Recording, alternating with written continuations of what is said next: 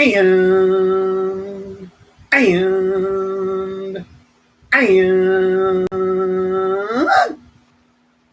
we are live, ladies and gentlemen, on 3 platforms. 1, 2, 3. 3 platforms. Count them 3. Not 1, not 2, but 3 platforms. Ladies and gentlemen, boys and girls, moms and dads, children of all ages, welcome to Living on a Thin Line with Tony Vicich. I am the Tony Vicich mentioned in the title.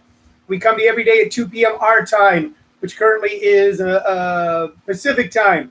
But after daylight saving time is over, we'll be back to mountain time. You just got to keep track. You can't know the game without the players. You know what time it is where you are, though. And it's time for everybody to start jumping in here. Tina and Mike Lawson, everyone, come on in. Come on in. The whole Living on a Thin Line family. We're going to talk about good stuff today. We got good rocking at 2 p.m. We come to you on ComedySchoolsRadioNetwork.com strictly for your listening pleasure. YouTube Comedy Schools for a wide shot. Although we don't really push that and no one watches there, but we have it for posterity. And here on Facebook Live. The show is built around normally 2 or 3 things. Those three things are, hello, Champ de Blasio. Those 3 things are your questions and comments right here on Facebook Live, right here where you mention things or say things, and we try to answer you back. Right here. Then also, sometimes we have a knick-knack or doodad or trinket that or memento or something that's near and dear to us from the past or the recent past, and we try to weave a story around it. And then we recommend 1 to 2 artists or piece of music based on our vast vinyl album and compact disc collection. We haven't even dug into the garage yet to find our audio cassettes because we see some fun stuff there. So, yeah, it's Friday, and you know that, and I know that. And, the craziness is seeping down. By the way, Jim Perry from JP's Comedy Club, which just got its brand new official light-up neon sign. No more of that paper sign hanging over our building, Jimmy, but a brand new, beautiful neon sign. And this weekend, man, if you want to see something funny, if you want to see someone good, if you want to see someone who makes you go, ooh, wow, we like that guy, head on over to JP's Comedy Club, 860 East Warner Road in Gilbert, Arizona, and check out Keith Ellis. Keith is one of the funniest guys in the red-hot Phoenix comedy scene. I don't even say the local Phoenix comedy scene. It's a scene. Just like when the Grateful Dead and Jefferson Airplane and Quicksilver and all those guys playing in San Francisco, they call it the local San Francisco scene. They call it the San Francisco scene. It's the same here.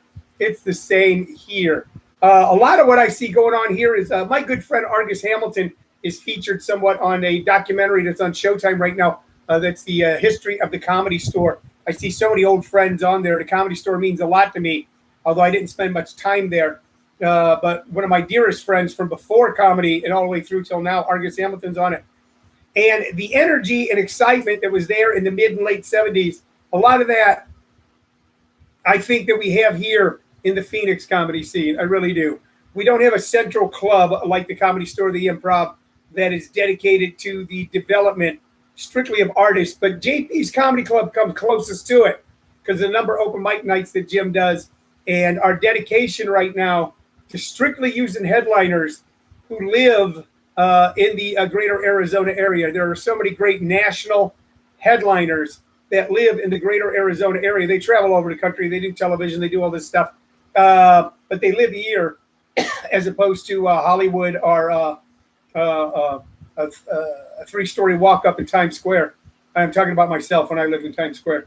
They live here, and we're dedicated to showcasing those artists. Unfortunately, a lot of times when someone opens up the club, they think in order to showcase talent, they have to bring people in from some other city, thinking there's some sort of magic.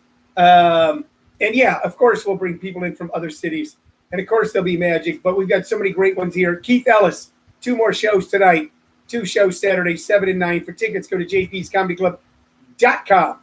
Also, as long as I'm doing an advertisement, this Monday night, 7:30 p.m. will be your last time for an entire month, ladies and gentlemen, to check out my comedy workshops absolutely free.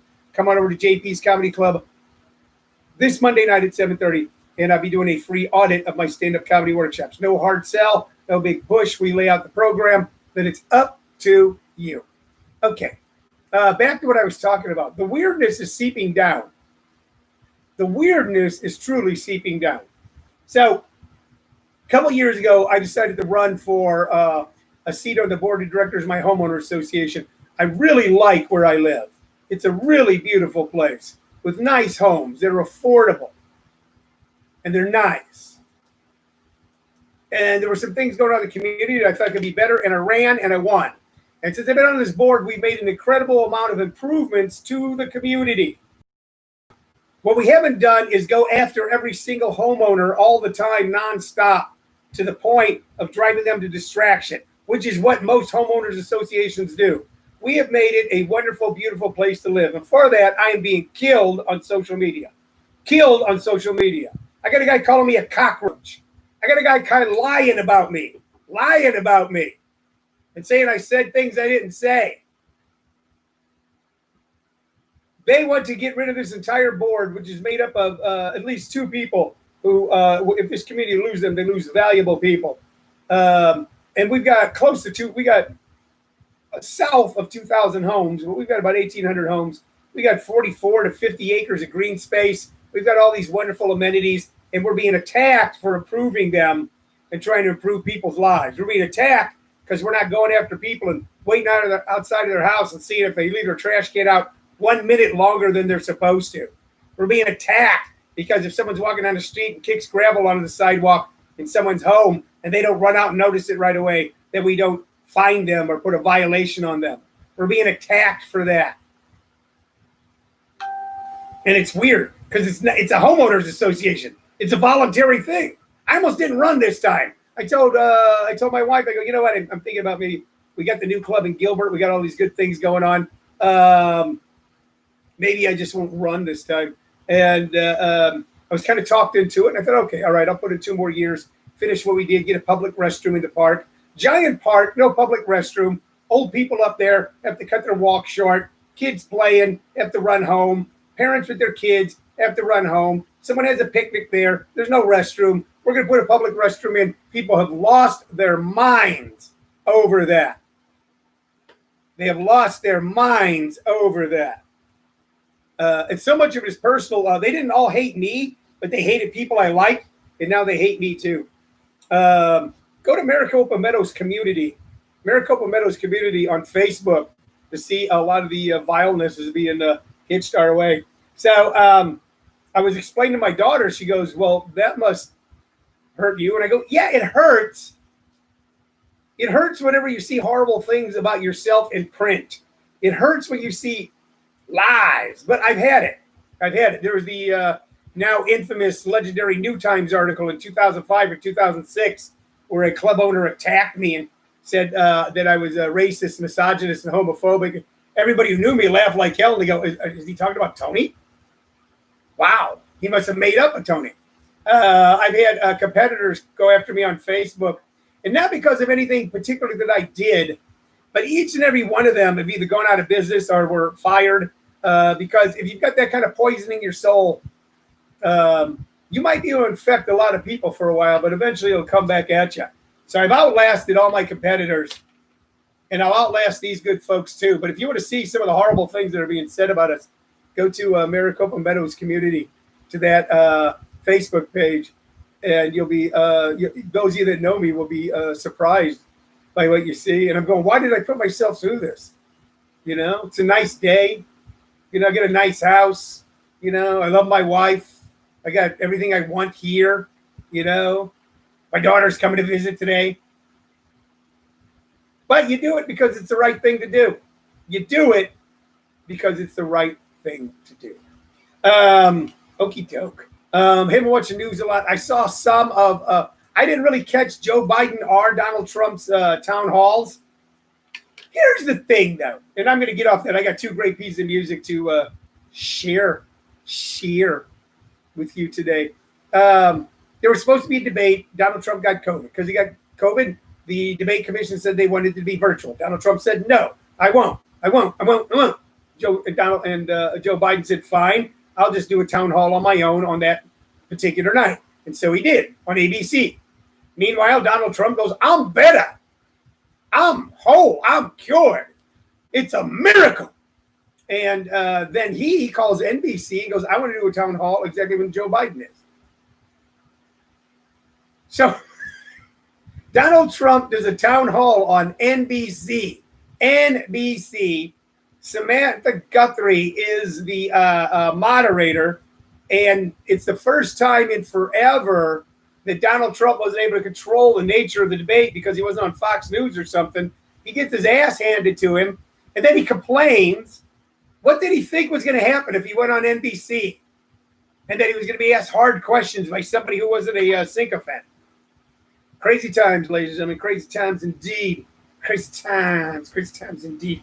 I want to talk about two really cool pieces of music today.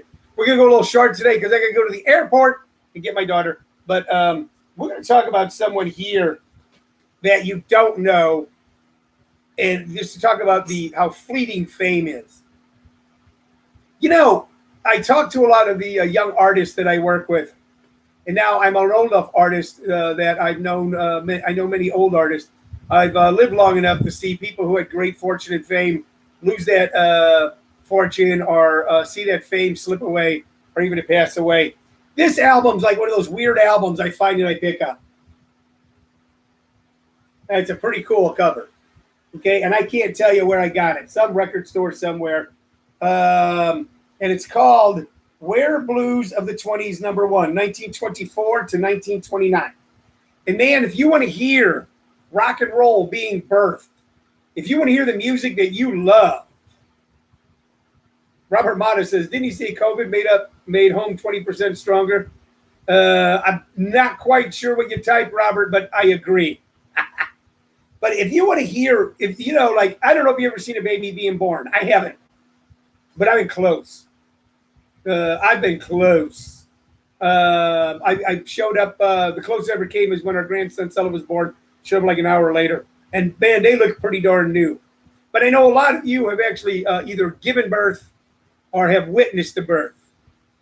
And if you want to hear something that is akin to the sound a woman makes giving birth and a child crying and the excited gasp of a father watching, then you want to listen to blues from 1924 to 1929. You got to remember, recorded music was incredibly young then itself. Now, there's a lot of people on here, okay, hold on, let me grab the album here. There's a lot of people on here that we're going to talk about later, but today we're going to talk about one in particular. Blind Richard Yates, Virginia Liston, Jenny Pope. Right? Never heard of any of them, but they recorded in the 1920s. Grant Wilson, Georgia Tom and Tampa Red, Bobby Megan and Robert Cooksey, Coletha Simpson, but the final cut on side one is by the incomparable Ethel Waters. Ethel Waters was one of the greatest blues singers of all time.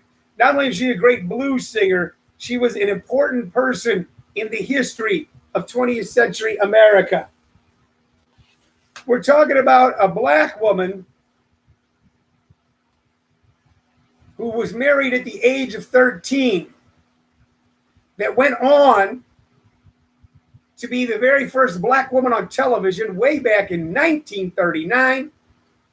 The very first black woman, second black woman to be nominated for an Academy Award, a woman who had it all and lost it all several times, and passed away at the age of 80 years old in none other than one of the old towns I used to live in, Chatsworth, California. Now, I'm going to tell you a little bit about Ethel Waters, okay? And I was reading about her, and I'm just looking for cool personal stuff to tell you about her, okay? She wrote a biography called Eyes on the Sparrow. She did a lot of crazy stuff, but I'm just looking for her career here just to tell you a little bit more.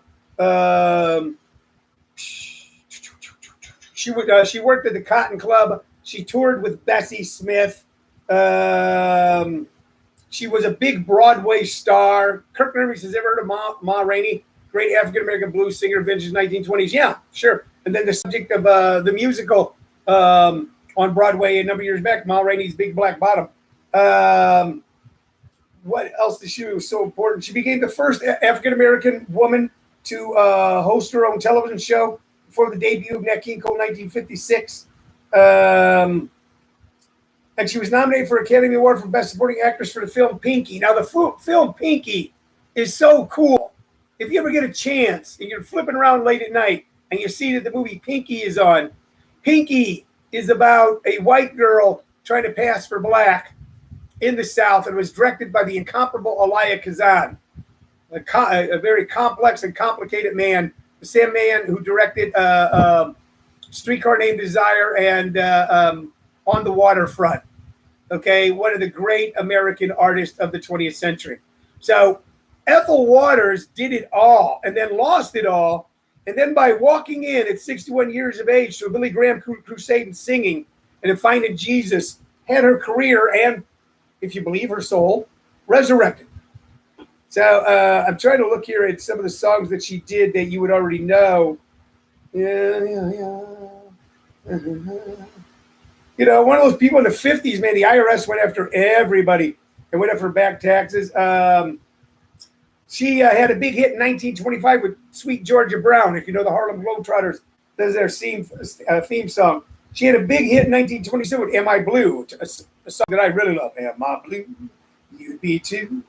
1929, big hit with Gershwin's I Got Rhythm. 1931, big hit with Stormy Weather. On and on and on. She was as well known from the 40s into probably the 60s in America as any star you can think of today. And died broke at the age of 80 in Chatsworth, California. What's the lesson? It's the moment for all you artists out there. It's the moment you hit that note. It's the moment you tell that joke. It's the moment that you hit that mark right as an actor. It's that moment as a photographer that you take that picture. That's what counts. That's what counts. There is no immortality. You realize that in Rome during ancient times, there was probably some singer who was so popular that he was popular for like 300 years. Now we don't know who he is. The song we're recommended today is going to be kind of hard to find, okay? And it's obscure. So instead of recommending one of her hits, we're going to recommend the one off this album. By the way, the name of the album, if you want to look it up, is Rare Blues of the 20s, #1, Historical Records. It's on the Historical Records label. And the Ethel Waters tune is Tell 'Em About Me. Tell 'Em About Me. So if you want to hear what records sounded like at the beginning, you may have heard them before in some movie about the Depression or something. They got something playing in the background. Or, you know, you've seen movies like, God, what is it? Harlem Nights, something like that, or Cotton Club that kind of tries to capture that era. And then there's really well-produced versions of those songs. If you want to hear it raw, if you want to hear what was considered the epitome of recording, you go back and listen to this Ethel Waters tune and go, wow, that was the beginning of it all. While that was going on, there were people down in Memphis and Bristol, Tennessee, putting out articles and putting out ads in newspapers looking to record authentic American folk singers and singers. And the Carter family was pulling up with the wagon to record. All this was going on in the 20s. So much of what we experience and live today began 100 years ago. And Ethel Waters was a big part of it. In other words, ladies and gentlemen, Ethel Waters is your mama. So check her out. You're going to love her. One other album I want to talk about today. I should give these guys should get like a whole 2 hours or something. Although I don't do 2 hours. But here it is. And this is one that a lot more of my audience will be familiar with. One that was very popular at one time. Here it is. The first album by Poco. Poco. Now, how did they become named Poco? Does anybody know? Anybody out there in living on a thin line land? No. The original name of the band was Pogo. Pogo. After the famous cartoon of the time, comic strip, weekly Sunday comic strip in the newspapers. The syndicate that controlled Pogo, are Walt Kelly, who created Pogo, actually sent them a cease and desist letter saying you cannot use our name for your band, and it became Poco. The original lineup for Poco was Jim Messina, Rusty Young, Richie Furay, George Grantham, and Timothy B. Schmidt. These guys, as much as anyone, changed what was being listened to on rock radio in the late 60s, early 70s. That weird crux of time when so many of our artists, so many of the artists that we loved as teenagers, had just done so many drugs that they'd lost their minds. We just got to get back to the roots, man. And Dylan put out Nashville Skyline, and the Grateful Dead put out Working Man's Dead, and all of a sudden there was Crosby, Stills, and Nash, and there was also Poco. Poco was often, they joke around, was the farm band for the Eagles, because guys from the Eagles came from it. This was a coming together of the Buffalo, Springfield, and a few other groups. And these guys went on to do some famous stuff afterwards. Timothy B. Schmidt, of course, is still with the Eagles today. Jim Messina, I believe, went on with Loggins and is now with Loggins and Messina. Or was Loggins and Messina. He's been with them for a long time. Richie Furay, of course, his own incredible career. The guy who stayed with him the longest was Rusty Young. But the music he put out was a rock, fun-filled, different syncopated sound like nothing we'd heard on the radio before. And where I grew up in St. Louis, where I grew up in Jefferson County, where I grew up, where rivers are as much a part of your life as your daily breakfast, there was something of the sound of the river and sound of the soil and sound of the heartland without all the ugliness of the heartland, only the beauty of the heartland that came through in Poco Records. So I'm going to look here. It's going to be easier on here. Man, I've listened to this record 100 times. 100 times. Side one, hurry up. You better think twice. Honky Tonk Downstairs. Keep on believing. Anyway, bye-bye. And what's cool is this band is a favorite of both my wife's and I, and we'll listen to them, or even a later version where Paul Cotton was the main creative force.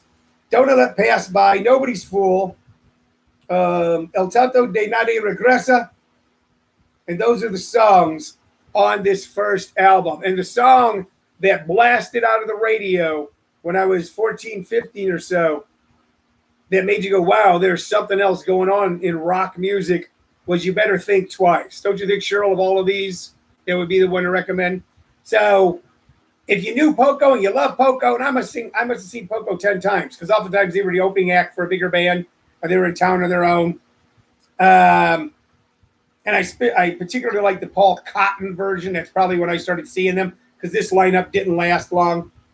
But if you want to hear something that just kicks some hippie ass, if you want to hear music that later in life Dwight Yoakam himself discovered and still talks about, like the music you hear in a church coming out of a cathedral, then you want to listen to Poco, and you want to listen to You Better Think Twice. If you were a kid in the early 70s, it'll bring back some wonderful memories. If you're a kid now, just like me, going back and listening to Ethel Waters going, wow, what was that world like? And being able to understand it a little bit just by listening to her music, you'll be able to understand that era of the early 1970s a little better when you listen to Poco. Young rock and roll kids, people who were in hard rock bands, people who were in bands like Buffalo, Springfield, and the Byrds, and bands like that, coming together and creating something completely new and completely different, that hybrid that became known as country rock. That's where we could be, all of us back there in that time and that place, could still soar like eagles while being able to hold on to our roots. And that all sustained us till Waylon and Willie came along. But that's another story we're going to tell you later on. Thanks for watching. Thanks for listening. I'm back Sunday, off tomorrow, Sunday, 2 p.m. Mountain Standard Time, with Living on a Thin Line. Bye-bye.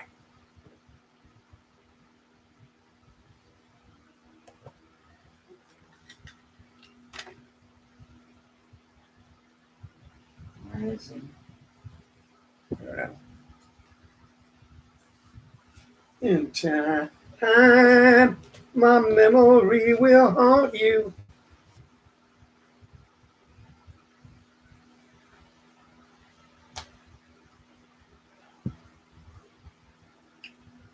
We are live, ladies and gentlemen, on three platforms. One, two.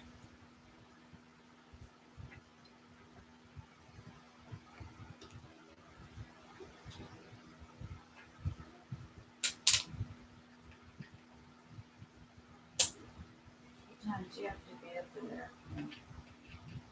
3:30. Huh? 3:30.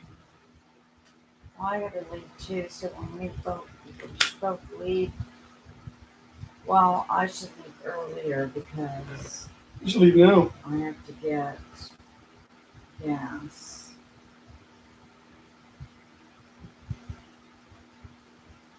My memory will haunt you.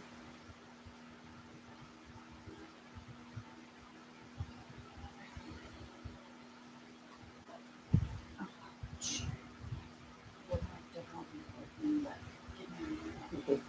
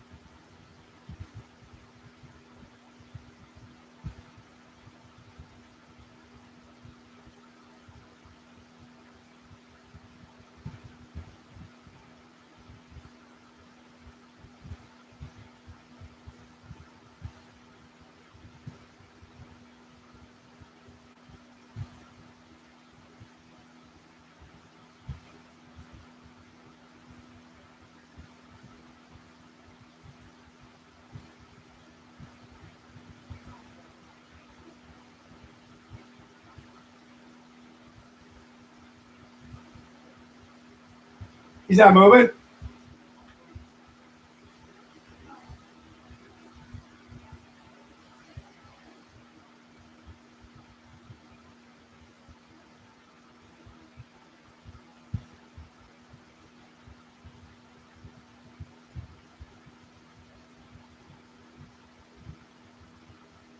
Hold on, I'll be right there, honey.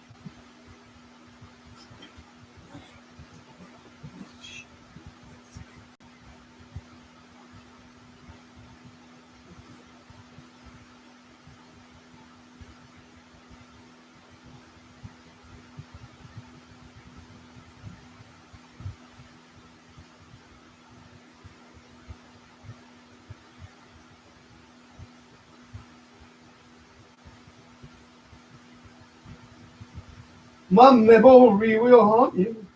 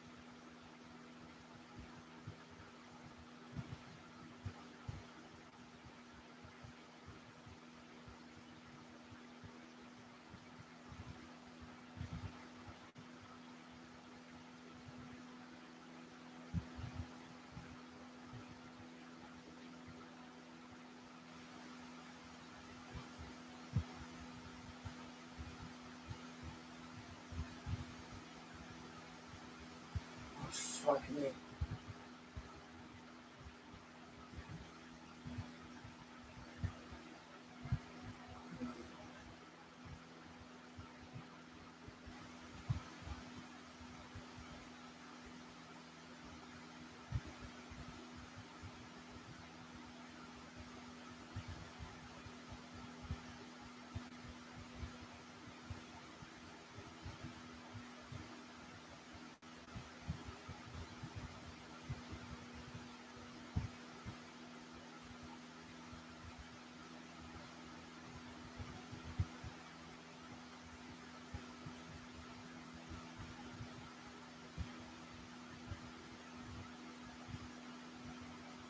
Stop it, stop it, stop it.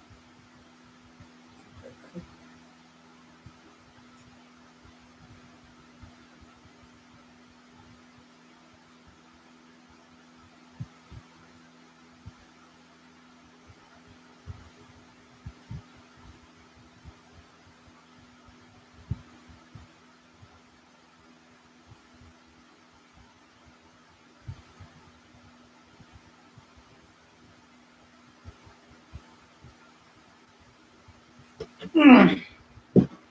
It,